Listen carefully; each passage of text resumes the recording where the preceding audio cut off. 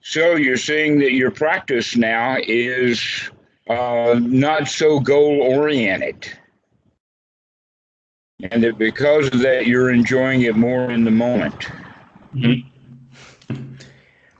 Yeah, previously I felt a kind of striving attitude. I was always trying to have my mind be less distracted and have the meditation go on for longer. And now, even if it's shorter or if I am distracted more, when I notice it, I just enjoy it and it's more pleasant like this. So it has really helped me. I don't know, I feel better about the practice right now. I feel more inclined to do it. Okay, let's use that word distractions for a moment. Within the context of the way that we work with Anapanasati and within the suttas, rather than calling it a distraction, we call it a hindrance. But in fact, it's the same. It's got the same thing.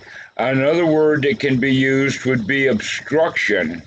But you're using it in the sense of distraction, like getting off the path, as opposed to a hindrance or an obstruction would be to get on the path. Oh, okay. I understand. Okay. Okay. That's an interesting Here's difference. the reason why I'm pointing that out is that because you have using the word distraction, what that means is that something good was happening, but oh no, now something bad has happened. It's become a distraction. All right. But really the way to look at it is that, oh yeah, I can overcome that obstruction. Oh yeah, I can climb back up on that path. So it's a very subtle change in attitude. Okay. Very subtle, and we're going for the winner's position. We're going for right noble view that has right noble attitude. And that's one of the things that I've been teaching for the past several years about that the Buddha was a lion. He was known to be a lion. There's a number of places where the lion is referenced with the Buddha. Okay, and what we mean by the lion at that level is not that he's a king. There's a different quality to it because the lion is actually kind of a solo. Another one, an example, but we don't like it so much because of our own visual human ideas of things, but it's the rhinoceros. Okay. To be like a rhinoceros. Now, in India, the rhinoceros there at the time of the Buddha only had one horn. As suppose in Africa, they have a smaller Two horns, to make two horns, right? And so the name of the sutta is actually the horn, because that's the name of that animal in the time of the Buddha. It was just the horn. That was the name of it. But we translate that into rhinoceros. But I like the word horn better. But here's the quality of a rhinoceros is that they generally spend their time alone, and they generally do what they want to do. Okay. Okay? A rhinoceros is even more of a bull than a bull is.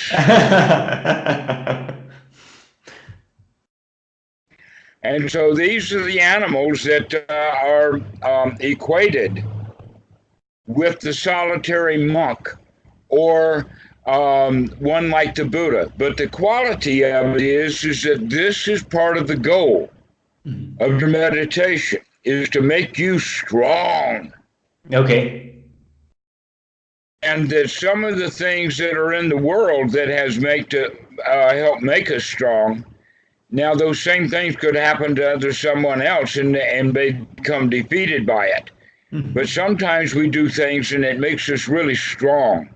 And that strength then helps with the practice of meditation. That part of what's the path of the Buddha is to become strong. But almost all of that strength comes from attitude. Yeah, you can take something in stride, or you can become a victim and wallow in pity. Well, if you want something from meditation, if you're goal oriented, that's the quality of your meditation. Mm-hmm. All right. Okay. Even down to the point of within the practice of metta meditation, may all beings be happy and may I be happy. That may is the killer. Why? Because may I be happy means someday in the future. Right now, I'm not. All right, so this is the whole frame of reference. When we change it from future oriented into the right now, be here now orientation, we can automatically assume that position of lion, that position of winner, that position of I can do this. It gives us a feeling of success. This is one of the things that you want to cultivate. All right. All right. Now, the next thing, you use the word distraction. What that means is basically, Goenka talks about it, is that the mind wandered away. Mm-hmm. The mind wandered away means that it just goes back to its normal functioning. Yeah, okay.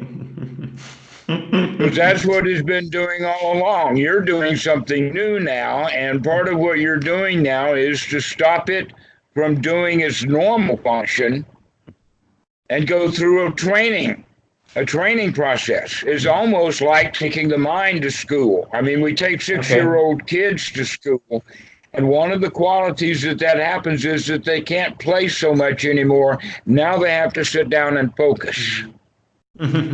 Focus with the alphabet or whatever like that. So that's basically what we're going to do. And here's the thing. Almost every child that goes into the first grade resents it. They don't like it. And one of the major changes that has to be done, or that child will stay in that particular state of mind, in the sense of, I will do the work, but I don't like it. I'm going to remain unhappy about it. But if you can get that 6-year-old child into the frame of reference of, wow, this is fun. Wow, I can show everybody what the teacher wrote on my paper.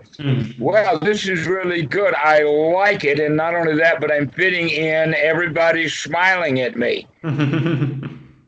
But if I'm unhappy about doing what I'm told to do, then I'm setting it up so the teacher doesn't like it because you're not doing the work. Mom doesn't like it because you won't do your homework. Daddy's about to slug you.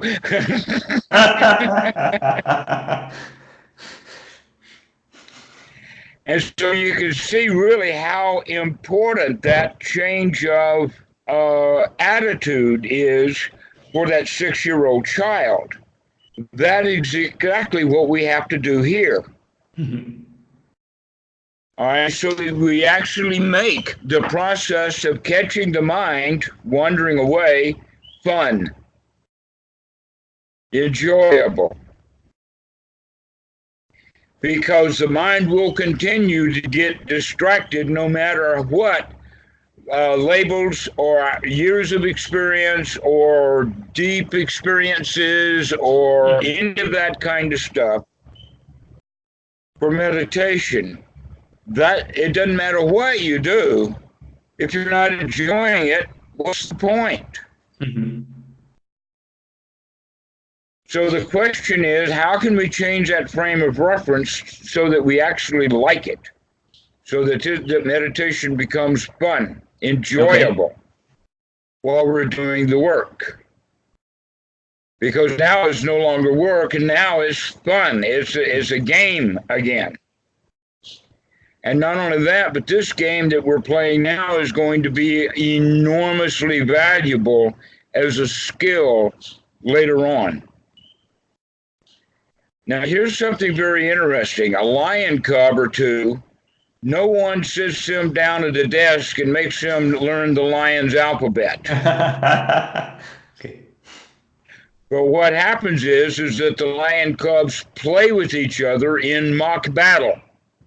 And that itself becomes the training, the skills that they need for their adult life. They're playing at it and gaining those skills in play.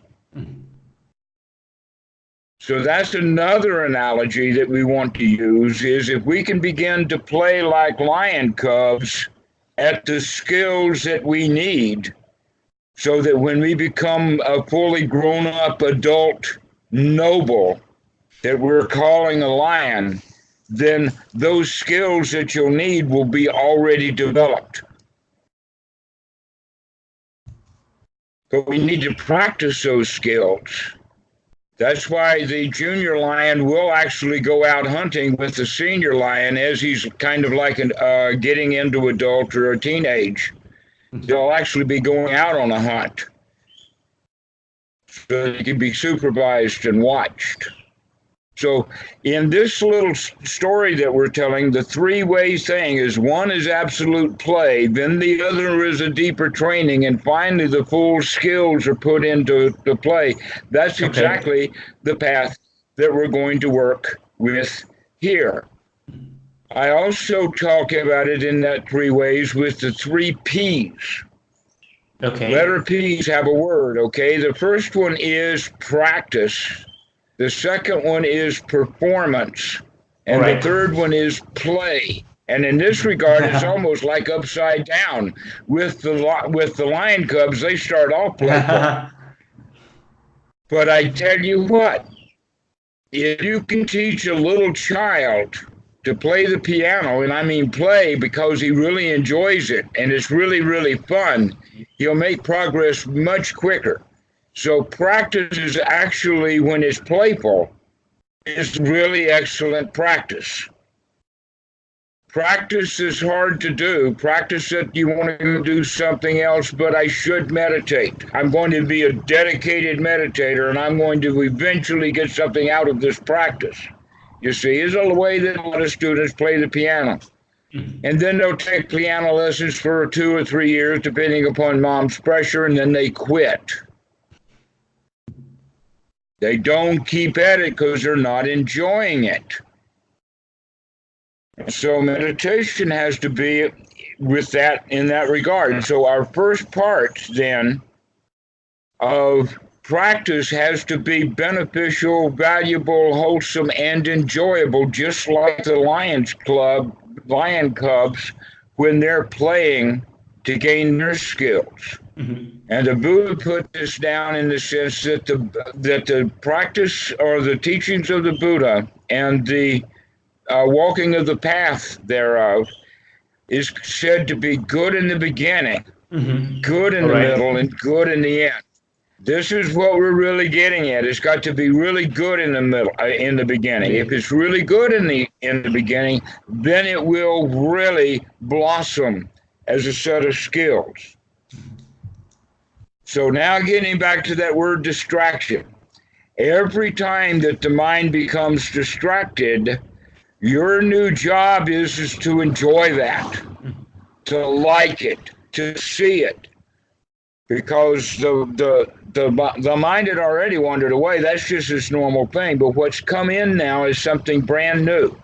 And that is the experience of the mind. This is basically another way of saying the awakening of consciousness. And there's also step 9 of Anapanasati, of experiencing mind. And there's also sati, to remember to wake up. So all of this stuff happens at that instant of time, and it's a marvelous thing. It's almost magical, because it's a wake up. Now, as soon as you wake up, what are you going to do? A lot of people say, don't wake me up, I'm going back to sleep. You know, okay. Well, they do that on the meditation cushion also. Instead of recognizing, wait, this is an instant of wakefulness. Let's take it as an opportunity. Wow, this is marvelous. And so we arise happy. One of the ways that I put this is that when we start to practice Anapanasati, the first thing that we need to do is at step 9, followed immediately by step 10, which is to gladden the mind. And that gladdening of the mind, that instantaneous gladdening of the mind, there's many ways that you can do it. But the important thing is that you're happy and successful at having woke up out of the hindrances of the mind, that you're no longer in the distraction. You see, in this way, you see the distraction as a distraction, and you're saying it's not going to distract me. You see the positive in that? It's not going to do it. I'm the job here. I'm the boss. I'm the winner. I will not let that be a distraction. Okay. Now that's going to happen a lot. In fact, the better your skill development of sati, the more and more often you're going to be waking up out of the ordinary mind that you've been in. Mm-hmm. And this is marvelous.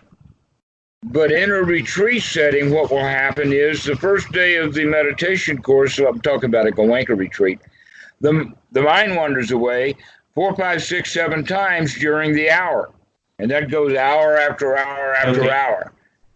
But by day 6, now the mind is wandering away 50, 60, 70 times in that hour. Okay. And they say, oh, no. Oh, no, monkey mind. Oh, I thought I was here to practice, and here I am just getting really bad. No, what's really happening is something very marvelous.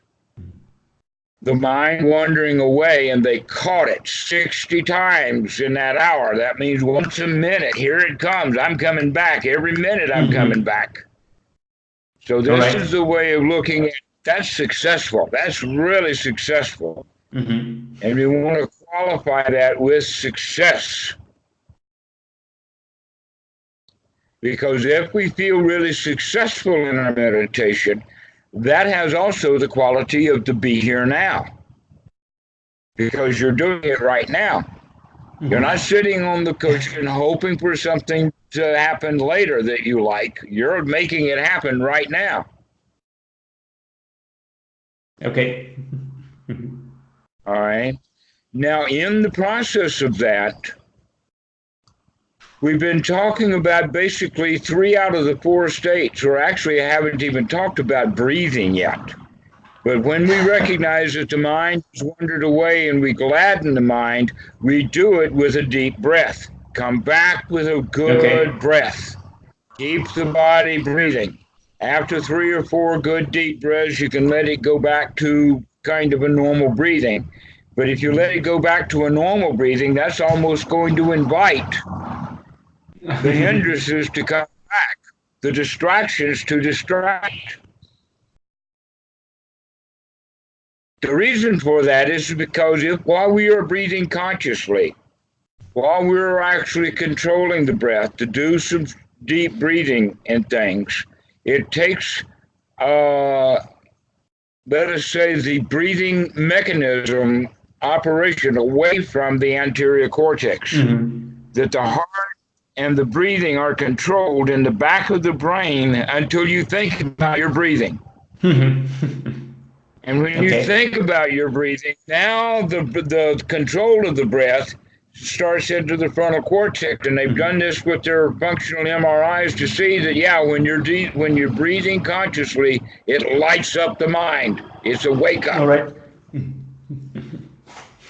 And so we really want to incorporate these deep breaths into the practice.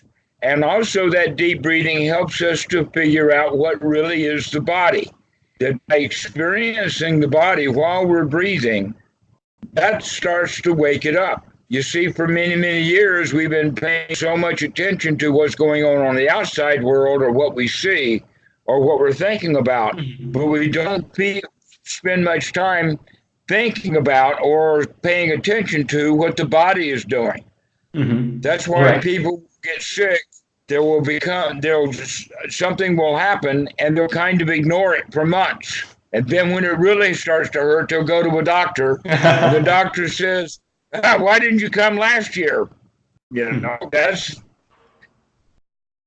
so they want to scan for things because they want the machines to do it. But your job, is to pay attention to your own body. It's quite a messenger. In fact, there are more neurons scattered throughout the body in intensity that is like the eyes, and you know how much complexity you can have with your vision. People can learn to read with their hands. It's called Braille. Mm-hmm. And just the fingertips and rubbing that stuff across, they can read. Isn't that marvelous? The fingertip has so much neurological connections. This is why we have in Buddhism hand mudras, is to get the student aware of their hands, Okay. to start to wake them up. All right. And so we will start to practice this more and more as we start taking the practice off of the cushion and put it out into everyday life. And that's the second P. First, we do the practice on the cushion and get the mind started. And now, throughout the day, we're going to start doing things over and over and over and over again to bring back sati, so that we start waking up more and more often throughout the day. And the intention with that is that there will be times when you really do need to wake up. Yeah. And you'll be able to do it. Mm-hmm.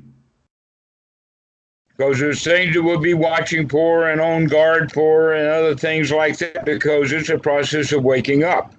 This is actually then performing in a new way in the entire world. It's like a student, after they practice many years of the violin, now they're actually going to be up on stage. Mm-hmm. And they got to work at it. They got to watch every note. They got to make sure they're doing it right.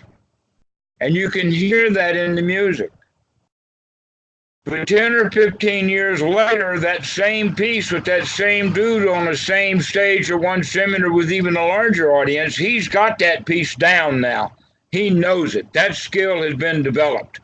And so now when he plays that piece of music, he's just dancing with it. He's no longer paying attention to his fingers. He's paying attention to the music.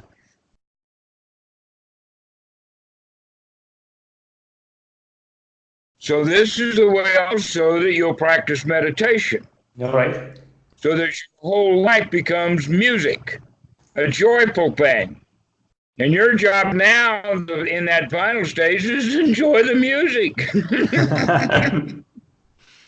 Because all of the skills that you needed have now been developed. And we'll go through that list of skills. They start with, and the first one is sati. Okay. The second one is, in fact, the most important skill that's going to grow and grow and grow over time is the skill of right noble view. Is to always take the high road, always see things from a more general perspective. The more overall global view of your life that you'll take, then the more it will be manageable for you.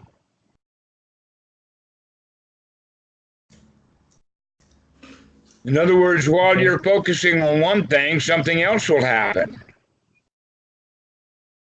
But if you're not focused on anything, but you're watching and focused on everything, then you're ready for whatever happens. You don't get distracted with one thing while something else happens. Oh no, you were there before it happened because you weren't messing with this thing anymore. You were just watching everything. This is why also right noble view has the quality of compassion. Now, in the sutta, the Buddha recommends, he discusses right noble view in the following way. He says, first off, monks, I'm going to teach you right noble samadhi with its supports and requisites. In other words, what the real teaching is to get a unified mind, a samadhi mind. That's not a concentrated mind. It's a broadly focused mind, so that you've got everything, all of the factors gathered together, so that you can see how things are. An example of that would be like an American Indian teepee, that there's a samadhi point where all of the rungs around the teepee are focused to a top point. Another one would be like a yurt, It's got a center ridge pole, but then all of the other poles are laid around it so that it's got that top point. Any building that has a high point, in Thailand you would call that the samadhi of the building.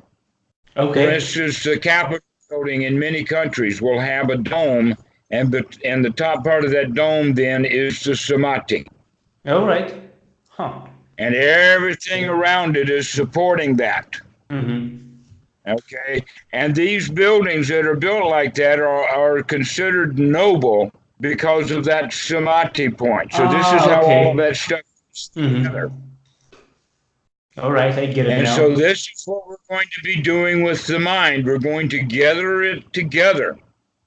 We're not going to be a crowd anymore. We're going to have a unified mind. I like that word unity, to unify the mind into one thing. And here's some things that will keep the mind from being unified, just as an example. If you've got doubt, maybe it's this, maybe it's that, then that's not unification of mind. There's a different way of looking at it is not sure. I don't know and I don't care. Okay? When there is doubt, then maybe it's this and maybe it's that. That's confusion. But I don't know and I don't care. That's noble. Okay. Another example would be telling a lie. If you're telling a lie, then you're separating yourself from the truth. But if you're always truthful, then that will help you stay in the state of unification of mind. In fact, almost all of our behavior is done around wanting to maintain that unification of mind. Because the mind is now noble, behavior becomes noble. Well, if you think about it, all religion is taught exactly upside down. Oh, you got to learn to behave yourself. Okay. We're going to give you precepts. We're going to give you 10 commandments. We're going to give you an old book, and you got to follow all of these rules. And follow all the rules.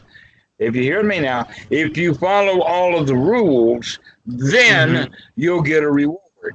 And what I'm saying is that if you've already got the reward, then the rules become irrelevant, because you're already acting like you've got the reward. You do not need to go break any rules in order to get something. You've got it. You're satisfied.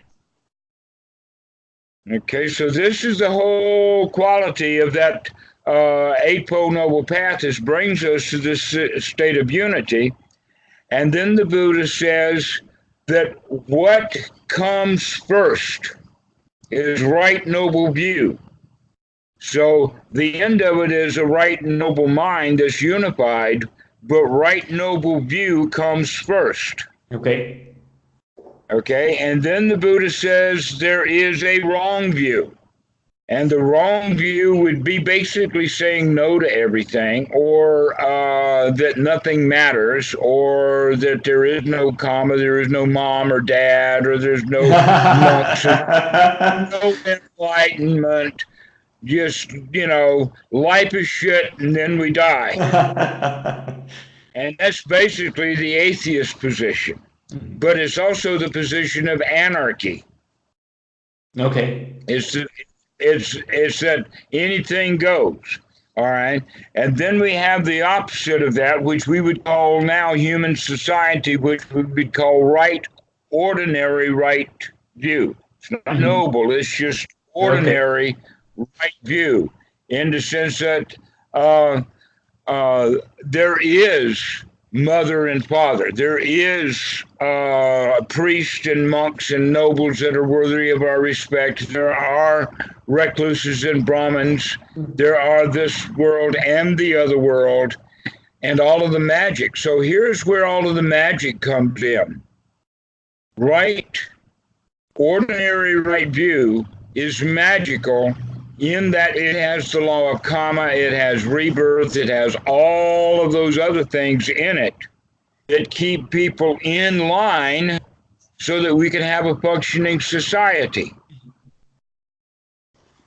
However, It doesn't solve all of society's problems. It solves society's problems, but it doesn't solve an individual's problems because he still suffers. With wrong view, there's a lot of suffering.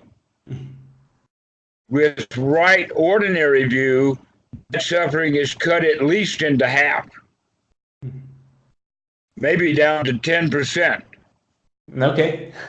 At the best of times, down to 10%, but we still have the 10%.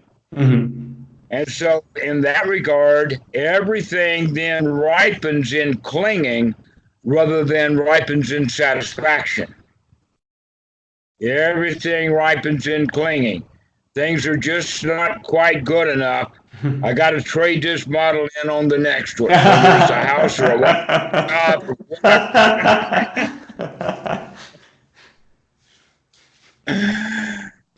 But right noble view is noble in that, first off, it doesn't come to any conclusions. That it's more of an investigation. The right noble view is to keep watching, keep looking, and keep moving your viewpoint around so that you can see things from a variety of different ways. For instance, if you're in a conversation with 3 or 4 or 5 people, you want to read each one of them individually to see where each one of them are. That's part of your compassion, but it's also part of right noble view. That's what's happening right now. You got 4 people here. You better watch what's going on. Things are going to get really complicated.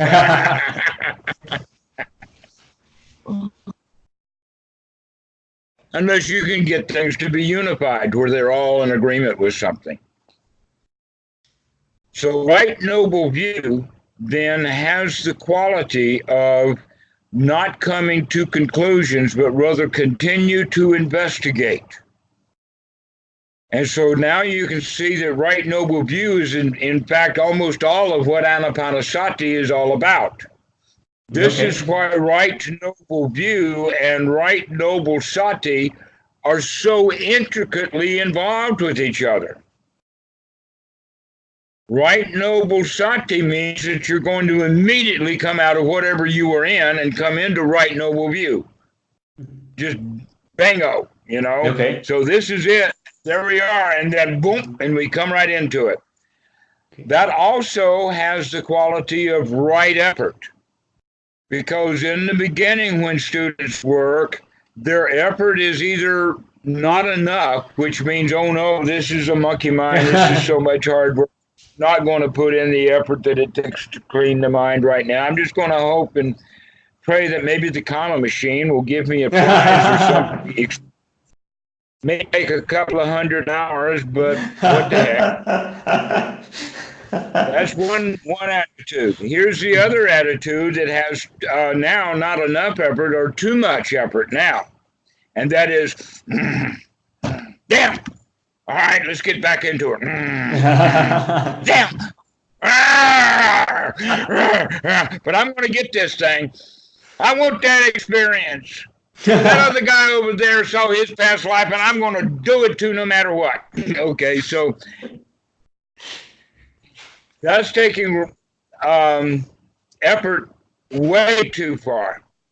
Mm-hmm. And one of the results of that is that students will give themselves headaches, neck aches, back pain, all kinds of stress in the body because they're wanting something they don't have. In other words, they're creating for themselves dukkha that they don't need to create themselves. They're not eliminating dukkha, they're creating dukkha because they want it to be free of it so badly that they'd be better off if they'd sit down and watch television or go to YouTube or something, get their mind off. But when we get the effort right, Bhikkhu Buddhadasa I've just seen recently in print, and when I saw it in print, actually it was in a talk that somebody gave a couple of years ago, and they were quoting what they remembered of Bhikkhu Buddhadasa, and it was spot on, exactly. Okay. And that is the definition of right effort is the least amount of effort possible to get the job done. Okay. So when we define what the job is to get done, and we make that job small enough, then it doesn't take much effort at all to do it. So that as we train and gain experience with right effort, it's no effort at all. It becomes almost an energy. It's like as soon as the mind is seen to be wandering away, it's just, it just the effort is just there. It just it comes right in. Okay. Actually, a whole lot faster than I'm moving my hand too. So in the beginning, right effort and right sati and right view run and circle around one another. And they do that at that point in time when you recognize that the mind has wandered away. When sati arises, then you immediately know that just right view is, I would rather be watching my breath than watching my mind wander away, or just letting the mind wander away. That's immediately right view. You came in to sit down in meditation with that right view. That much of it was right view, that I'm here to get something out of this. So when the mind wanders away, we say, all right, I know exactly what needs to be done, and here's a little bit of effort that it takes to get that. All right, so now that whole part of it is a success. This is where the fourth step comes in, and that fourth step then is right noble attitude. To change the attitude out of the attitude that whatever it was when the mind was wandering away, when that distraction did happen, into this new attitude of success, this new attitude of I can do this. The attitude that would say to that hindrance, or to say to that distraction, aha, I see you, Mr. Distraction. I can see you. And you hear with that gusto, that win, that feeling of championship. Mm-hmm. This part now, this is something that's part of the Eightfold Noble Path, and yet almost no one talks about it. About getting that right attitude, and that attitude eventually, if you're going to be a Buddha, that's the attitude of the lion, the attitude of the rhinoceros. The big dude. Okay. Who does what he wants to do rather than doing what other people want him to do. All right. And we do what we want to do with great gusto and great pleasure. And at this point in time, what we want to do is to gladden the mind and to feel like a winner, to feel like a champion, and get into a state of satisfaction. Well, now what we've done is we've just added some extra components of the Anapanasati Sutta. And that is the quality of the win is what is in the sutta is called piti. Mm-hmm. Piti is that great feeling of, I've got it. The success, the win. And then the sukha comes after that with the feeling of a job well done, satisfaction, release. Release from the tensions. So this is actually relaxation. To relax the mind, to relax the feelings, to come into a state of satisfaction. By doing so now, we have been gathering together jhana factors. The first jhana factor is the rapture and pleasure born of seclusion. There's three factors in there. The seclusion here is seclusion from the hindrances, or to you, from the distractions. And the win that it takes to become secluded from those hindrances, and the satisfaction that we have derived thereof, of being free. Mm-hmm. So the Buddha talks about the five hindrances by giving five analogies. And the five analogies don't match one analogy for one hindrance. They're not set up that way, but whether just in general, here are five analogies that work with this. One of them is to be in the hospital and being sick. And then after a few days, you feel a whole lot better. And you want out of that hospital. You want out. And you say goodbye to the doctor. Thank you very much. I feel much better now. Okay. That's the way of feeling. That's exactly how we were going to do it. That when we're in hindrance, we're sick. And when we're out of the hindrances, we're a champion. We're well. We feel good. Another analogy is that we're in prison. And finally we get out of jail.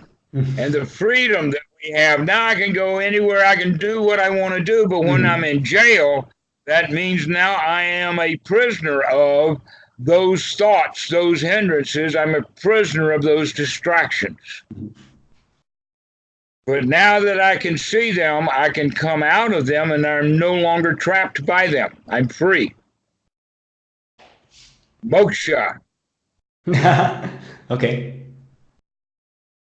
So another analogy is you're crossing the desert with all of your possessions, is the analogy that the Buddha gives. But you've done this also. Have you ever been traveling?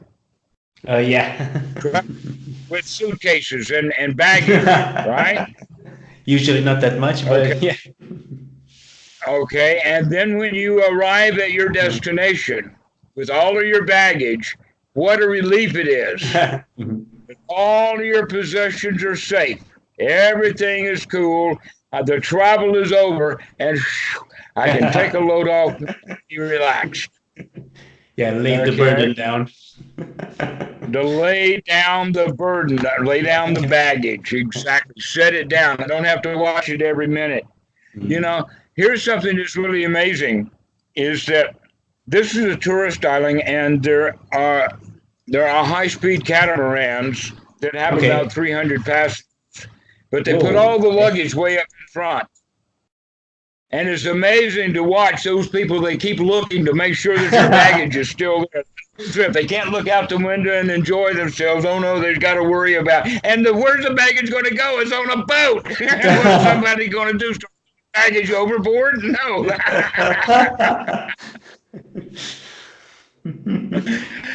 But when we in the hindrances, it's like freedom to drop all of the baggage and to be at home finally. There's no dangers of travel.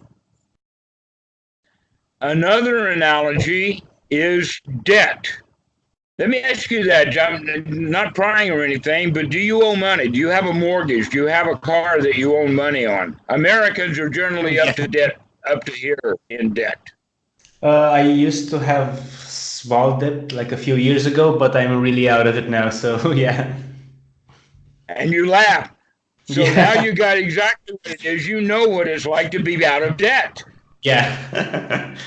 Yeah, it's quite in a way, we are indebted to the things that we are thinking about. And when we stop thinking about them, then we don't owe them anything. And then the last one is like having a job that you don't like, or the word that they use in the sutras wind up being like a servant or a slave. Okay. People become slaves to their jobs.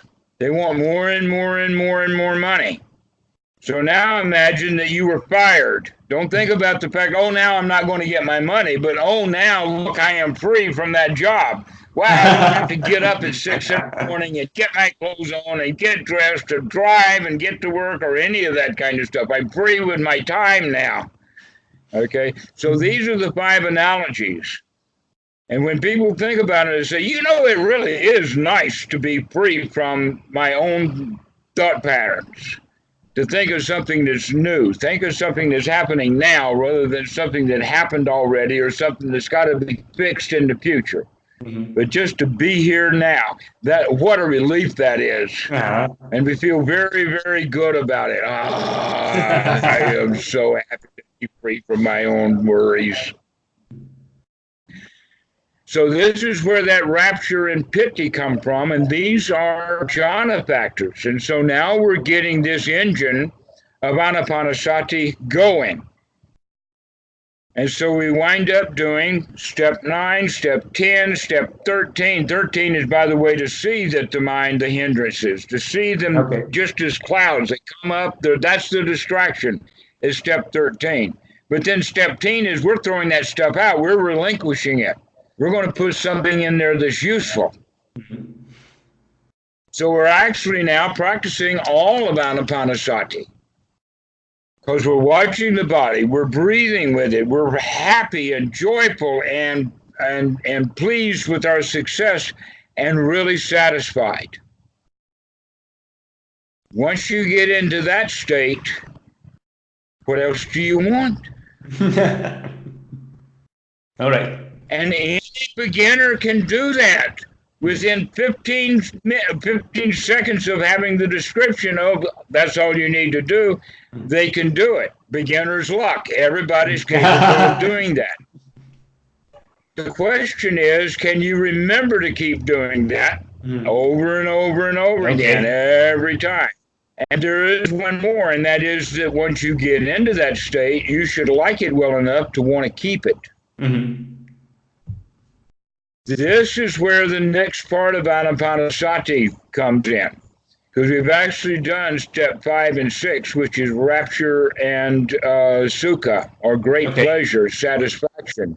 The next one is to go on guard. Just like the hindrances were seen with sati by experiencing the mind, now we're going to start experiencing the mind in a completely new way. Okay. But this is to experience the mind, both of feeling and of thought, with this way. If we're in a state of great satisfaction and joy, then we want to keep it. We do not want to think thoughts that are going to take us out of this state. Therefore, we're going to have some discernment so that we're going to keep some thoughts and throw out some thoughts. The thoughts we're going to throw out would become distractions if we allowed them to stay there. Eventually, we're going to do exactly the same thing with feelings. And the feelings that I'm talking about here is the old deep stuff, like anger, sadness, fear, grief, that can actually be bubbling up into the sense of jealousy. All right. Dissatisfactions in general. So we're going to also work with that, but in the beginning for the meditator, their job is to make sure that the thoughts that we have are going to be wholesome, and that the thoughts that we're not going to have would be the kind that would take us out of a state of joy, pleasure, satisfaction. So the real job that the mind has, and the way that it is talked about it, is to apply the mind to the things that it needs to be applied to, and keep the mind on that, to apply and sustain the mind. That means that at this state, the mind is really fit for work, and that you want to guard that satisfaction. And it didn't take just an in-breath and an out-breath to get that state of satisfaction, but you want to maintain it now that you've got it. And so we need to look at what are the kinds of things, because we've pretty well discussed the things that would keep you out of it, the hindrances and the 5 analogies. Let's look at the things that would be wholesome, that you would want to keep in your mind, that will help keep you in state. All right? One of these kinds of things would be the here now, just to be here now, just to feel the body, just to feel the experience of being a champion of your own mind. Another way of saying that is now you are the emperor of your own pile of dirt. And we can relish that I do feel really good right now, and I can experience that. But when thoughts come, the kind of thoughts that we want to allow in the mind would be those that are associated with the teachings of the Buddha. For instance, we can say, oh yeah, this body, there's lots of sensations in this body, but this body is not mine. I can't make it grow. I can't make it shrink. I can't make it lose 100 pounds and gain 100 pounds. It just can't do that. I can't make it young when it's old. I can't make it old when it's young. When it's sleepy and tired, I can't make it wake up and be fresh. I don't really have that kind of control over the body. Therefore, the body is not mine. And we do that also with the feelings. And we recognize that there's internal mechanisms that just happen on their own, like consciousness and perception. And those are not mine. I don't control them, but I can use them. I can begin to be the agent of them and through agents, but I'm not the owner. There is no owner. There is no self. So that's one of the things that's worthwhile thinking about. About the 5 aggregates and the 4 noble truths is really great. For instance, when the distraction wants to come, you can say, oh, there I go. I see that. That's dukkha. That's what it is. That's the whole quality is hindrances become dukkha when I'm in the state of sukha. I do not want to become dissatisfied. Then we begin also to see the second noble truth. What is the second noble truth? The cause of all suffering happens right up here in the mind. Okay. If I want something I don't have, that's my suffering I'm creating. Trying to get rid of something I don't like, that's my suffering, I'm creating it. The suffering is not caused by hurricanes or tsunamis or fires or police coming or any of that kind of stuff. The suffering comes because I don't like it when it does. So we need to examine the way the mind works.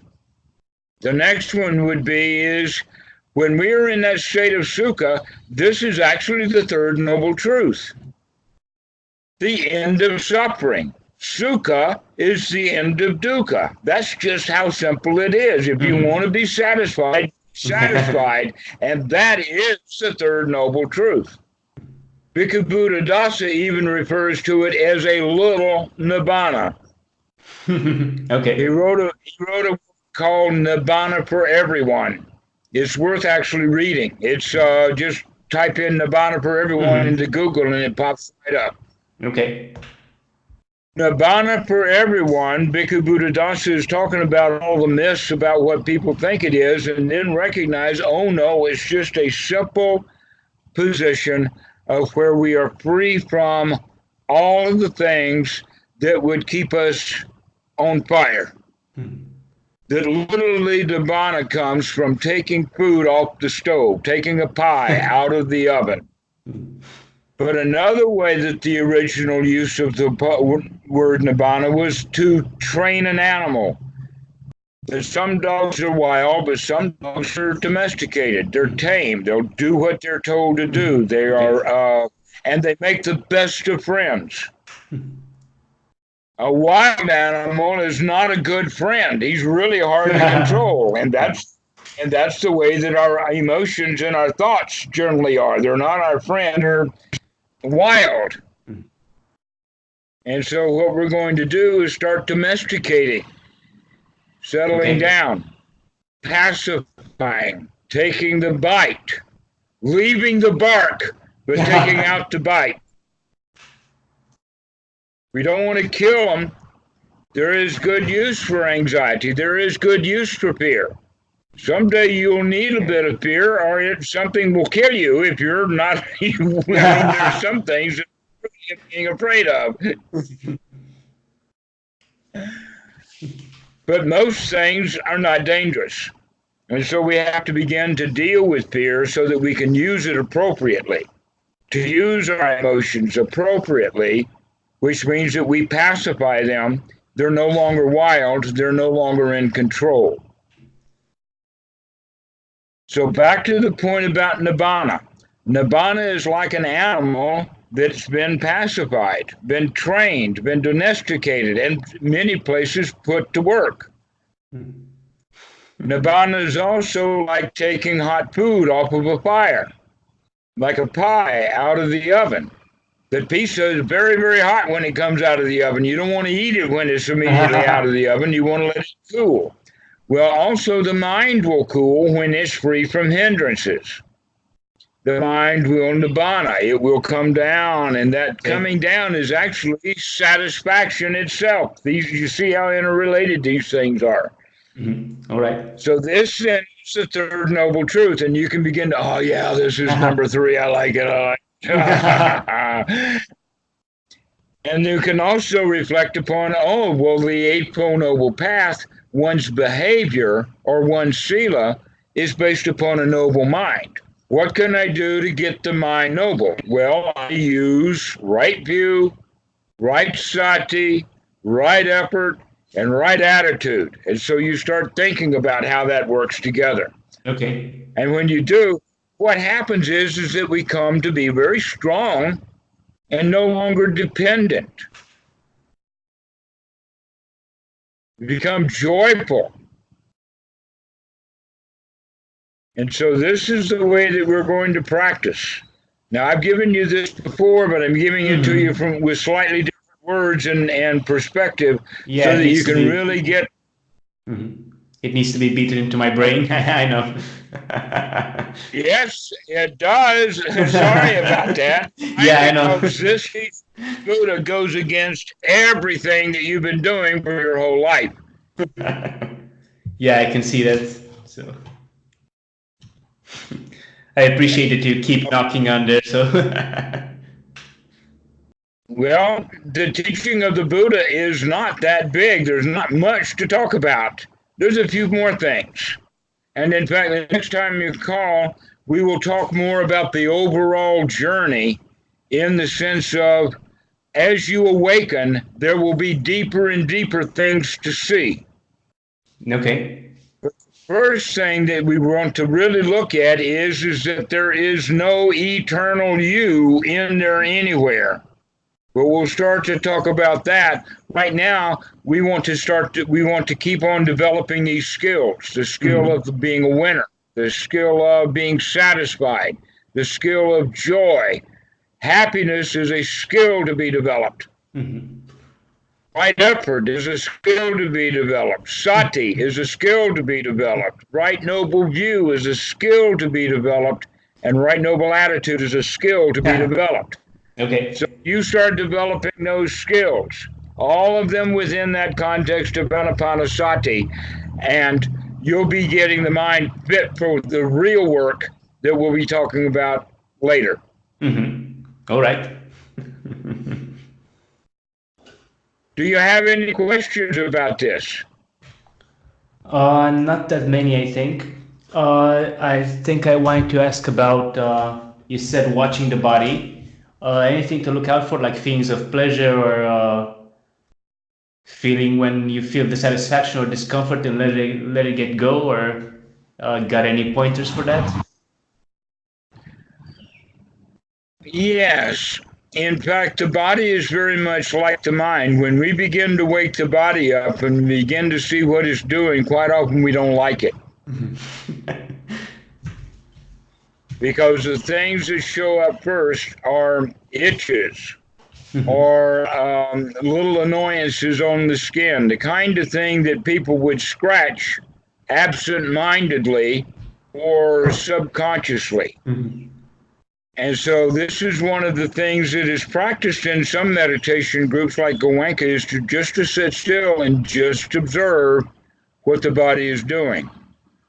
I would prefer to not do it that way exactly, but rather to observe it with that attitude of, oh, I don't have to scratch that itch. I'm bigger and tougher than it is. Yeah. It's just a little scratch, or just a little itch. And if I'm not mindful, the hand will scratch it, but I'm going to be tough, and I'm going to keep my hand still, and I'm not going to do it. All right. The next thing then is to actually pay attention to that itch as if you actually do like it. Okay. It's, it's very interesting to feel those things come up on the body, and it's waking up. I'm beginning to pay attention to things I didn't see before. And so always looking for working with the body towards that goal of feeling really good about what's happening. All right. Including watching the body. Now, as your body is breathing, as you take an in breath, you can begin to watch the body's movement, and you can feel the chest move. You can feel the rise and the fall. You can feel even the sides. If you're wearing a shirt, you can feel the touch of the cloth. If you're sitting bare-chested, then you can feel the slight breeze of the air around you. Okay. You can, if you've got hair on your arm, you can feel the air on the arm tips, and so it's quite nice to begin to wake the body up and say, hey, while I'm watching the body, I can only do it right now. I can't watch the body the way it was last week or next month. This is here now. So watching the body and paying attention to it, that's glorious. Okay. Does that answer your question about the body? Yes, it does. And I just wanted to ask you, how does this fit in with watching the breath? So, like this, well, watching the breath. In the beginning, you're watching the breath. You can't watch the breath without watching the body. How are you going to watch breath without watching the body? Yeah, you got me. Sorry. Good point. Okay, so one is just merely a different way of focusing. In fact, what you're going to do, instead of watching the breath itself, you're going to watch the body breathing. Okay. Slightly different frame of reference. Okay.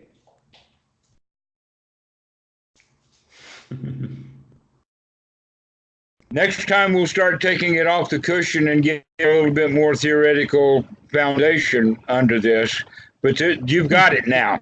Okay. You got the body part, you got the feeling part, the feeling like a champion, satisfied. You got the mind part in the sense, okay, I can wake up. Okay, I can gladden the mind and have really good thoughts. And we've got the object kind that we're going to take out unwholesome things out of the mind and put wholesome things in the mind. Okay. And so that's how we fulfill the Satipatthana through Anapanasati. Nice. Okay. All right. Yeah, I got plenty to work with. Yeah. Excellent. You keep enjoying yourself. Yeah. Thanks a lot. Okay. Work on making this very pleasurable. Very pleasurable. To be very happy just sitting with doing nothing. Ah, this is so nice. Okay, we'll see you next week or so. Okay then. So thanks a lot, and okay, have a good one then. I'm going to have a good 0 instead.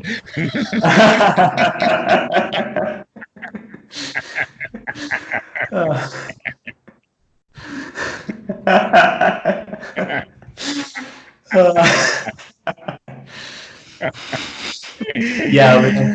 Bye-bye. Bye-bye. Thanks a lot.